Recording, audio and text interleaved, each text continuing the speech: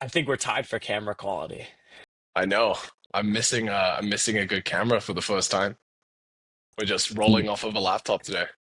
New podcast, new setup for you, same setup for me. New location every podcast. Let's That jump straight I don't in. know if I don't know if that's a good thing or a bad thing, but let's jump straight in. Yes. Onto that pool though. Um, sales. Sales. I'm trying to think of a good first question straight off the bat. What was your close rate last month overall for Flax? Flax's close rate, I didn't do a single sales call, but Flax's close rate was 50% from qualified show-ups to Damn. close. How many closes was that? Five, I think. Okay. Okay. Super low Mm, volume. What do you think are the biggest three things that go into a successful sale? From like first contact to lead all the way till closed. What do you think are the three biggest needle movers to increase conversion rate? Um, it's a good question. In my experience, uh, the first is actually talking to the right person. So I think it's like super easy to grind sales and be talking to the wrong person. I've seen this so many times. I've seen it in our own funnels previously. I've done it myself as well. And when you're talking to the wrong person, you can try to sell as hard as you want, but it's usually just not worth pursuing that conversation in the first place. So that's the first part. I think the second part is um, I'd probably actually say uh, that objections are a reflection of your own belief system. So if you get a lot of the same objections, you can look at your own beliefs and you can use that as a way to kind of like a mirror into your own belief system. So if lots of people are using a specific objection, let's say that like um, uh, they've got to speak to their partner, then they're probably looking for someone else's approval and like validation with decisions that they're making. And I'd argue that you could see if you were to take a look at yourself from like a third party perspective and analyze your own actions, you would see that you do that. You also do that a lot, and you take that same kind of approach. Um, so that would be the second part: is objections are a good mirror into your own beliefs, and if you improve your beliefs or reframe your own belief system, it becomes much easier to sell. Uh, and then the third part is money is always a smokescreen. And it's not money, but it's perceived value. Mhm.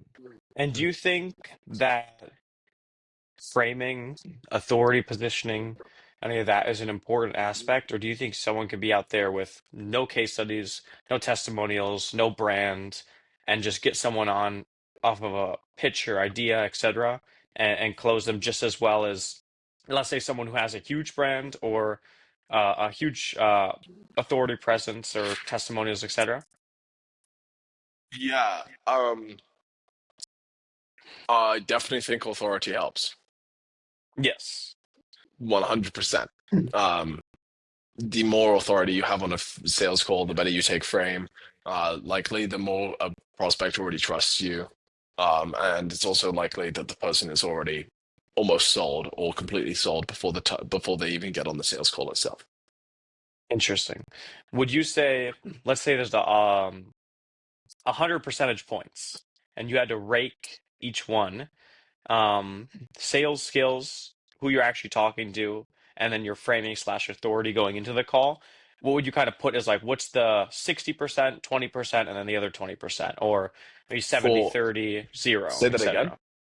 If you had to pie chart sales skills, position and authority going into the call, and then overall beliefs, Yeah, what would you say each one plays as far as importance? Like, let's say your sales skills you think is 33, 40% 33, of 33. Pretty straight to the confidently. point. Yeah. Okay. Pretty Interesting. confidently even split, but like you can have one or two out of three and still close. Interesting. So you could have no authority but be really good at sales, and you could close. You could be terrible at sales but have really good authority and a great belief system and close. Interesting. What what are your thoughts on pricing? Finding the right pricing, Mm. testing pricing, etc. And what is your feedback and or recommendations for everyone when pricing? There's a really good concept called behavioral economics about this. Have I ever told you to read Predictably Irrational or Never No. Split the Difference? These are Yes. amazing books. Never Split the Difference, similar. But Predictably Irrational is all about behavioral economics. And the book is called Predictably Irrational because humans make irrational decisions and it's predictable. Uh, Now, economics assumes that the economy and humans are completely rational. You know, more supply equals lower prices because demand is met. Less demand equals higher prices because there's not as much supply. Um, Now, the problem is that assumes that people are 100% rational and make the best decisions. The more you go down business, the more you realize how irrational people are, including ourselves. Um, so you, when it comes to the topic of pricing, you could assume that there are strictly rational models for coming up with pricing. For instance, if my service makes somebody $10,000 a month in revenue every single month, then um, if I want them to retain for a long time, they have to make at least 4 times their money back, let's say, or 10 times their money back, which means that I can charge $1,000 a month for my service that makes them $10,000 a month every single month. Um, that would be like a rational framework for selling somebody. Now, to an extent, there probably should be some ration within it. But for my phone plan, you know, I pay for my phone plan, and I could argue it makes me money or maybe not, but I'm going to pay for a phone plan either way. And I'm pretty sure that those cell providers are running at 80 to 90% margins and can charge whatever they want. Same goes for oil. Same goes for um, ads on Facebook and Instagram's platform. Real Um, quick, out of yeah, curiosity, so you say like the 4x to 10x rule on what you yeah. can generate them. How Hmm. much importance are you placing on that? Is that, the 80/20 of it? Or like, do you follow that very strictly where it's like, okay, on average, this service generates $10,000 a month. I like to Yeah. say 8x return or higher. So we're going to price it at XYZ amount. Or do you just, what's the process about going about that? When I like started, I've like grown up, let's say, into this whole internet money space where you need to make people higher returns. And that makes sense, that is rational. But there's lots of businesses that are have nothing to do with making return, like landscaping. Um, so I really think it depends on how it's positioned itself. I don't know if that is a perfect rule. I think that people pay for services that lose them money. But there's another reason that they're doing it. For instance, uh, we pay for sports coaching. I don't know, or I have a tennis coach, so I learned to play tennis, but it's not exactly making me money. Um, Yeah, it's so, providing but value in a different area. providing value in a different way. So it depends how the value is quantified by the person itself, and that's my why it might seem irrational. It might not even be irrational, but it could seem irrational if you're only looking at it from the lens of ROI. And that's why I think this is an important belief and understanding to have too, because if you only look at everything from a lens of ROI, strictly from like a monetary sense, then you might miss out on all of the other kind of pieces of value or return that you provide a business. So one thing that I started to consider a lot more of when I was the CEO of Flax was the valuation increase that businesses would have by working with our services. Like having really good teams in place. It wasn't just, hey, like you spend this much money, you make 3 to 5 times back. It's or sometimes 100 times back.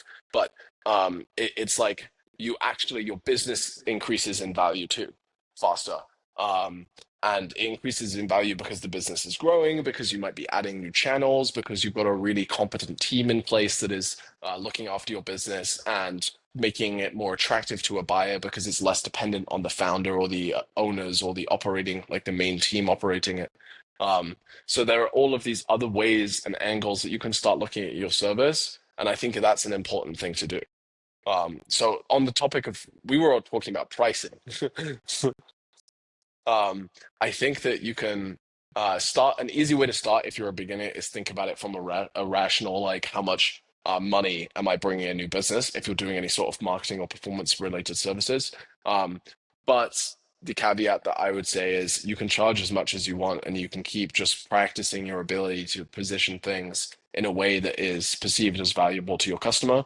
And then the only thing that's rational about pricing is if someone physically cannot afford to pay it, um, then at some point that breaks. But it could go on for a long time. Like the US government is in lots of debt and has been in debt for a long time and continues to spend more money than they make. So they're able to afford more debt, which means that they can do things that are technically irrational. Um, there's Interesting. a rant. Yeah, don't know if that's helpful. Who who did you learn sales from?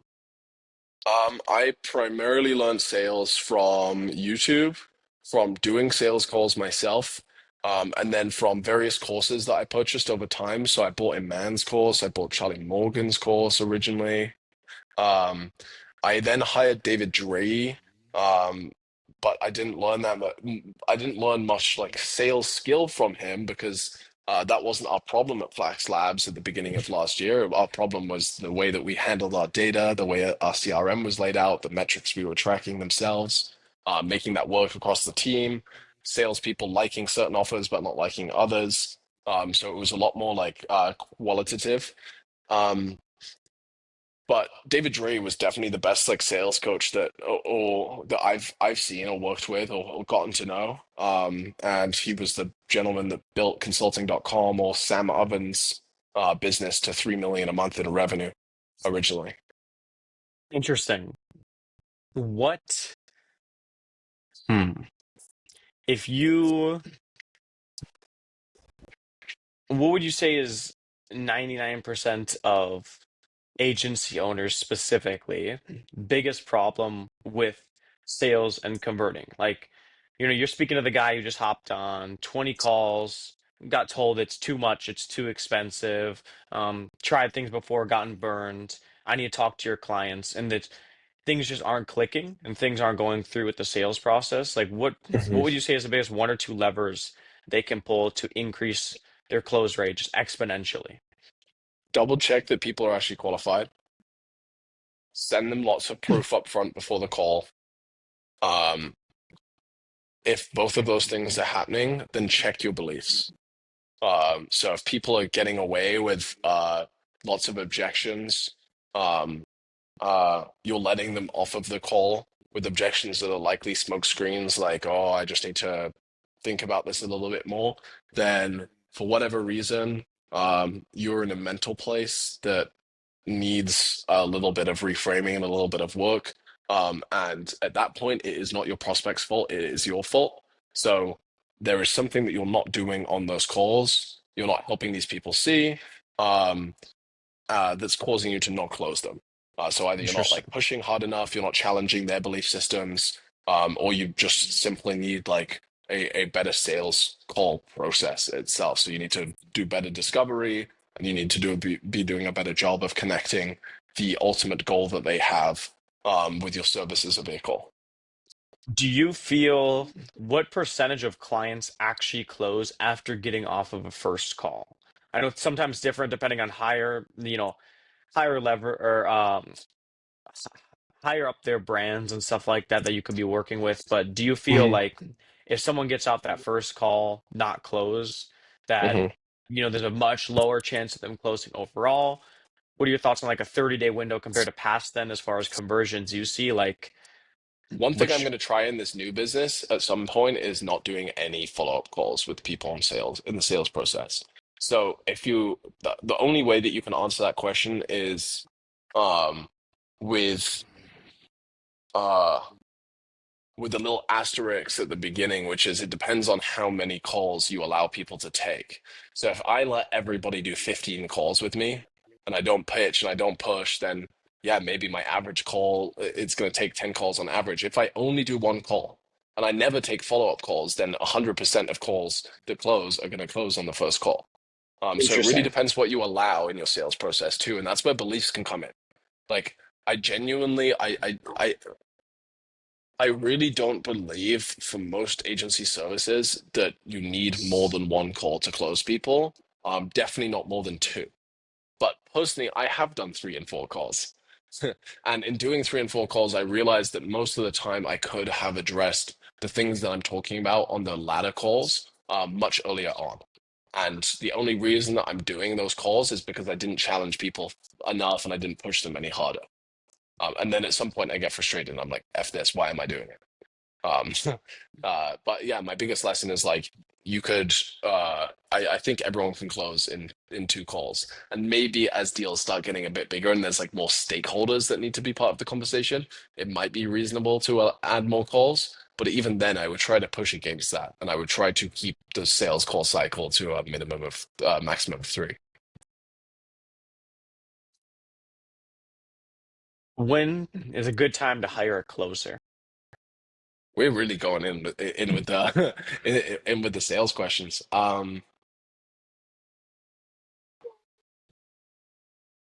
What I'll put it back to you. What do you think? Where in your business, where do you think you would have to be for it to make sense to hire a closer? To make sense to hire closers, obviously, I feel you got to be in a position where you can pay them a good amount, depending on the Hmm. person you want in place. So, Hmm. ideally, that you can have a comp structure and enough lead flow, appointment flow, qualified appointments, good show rate, etc., for this person to plug in and have all the material they need to be able to go out there and make a lot of money with the role. Hmm. I personally feel you should have the role decently mastered before giving it out to someone else, so that way you're able to know what good looks like. And that way, Hmm. someone's not coming on and they could have a 15% close rate and you had a 7% close rate, and you're like, wow, this person's amazing. But in reality, it could be a lot, a lot, a lot higher than that. I Hmm. think you mastering the skill first allows you to be able to then go teach them easier and understand what good looks like and what bad looks like a lot easier. And then I think best place to hire a closer is when you can no longer close. Hmm.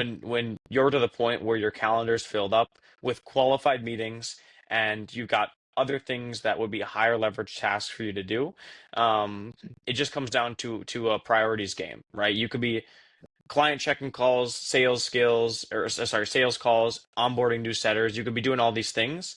It just comes down to which one do you want to delegate first. Um, I think a good rule of thumb, I think 99% of agencies can scale to and past 100K a month, Hmm. closing their own appointments as like a Hmm. founder.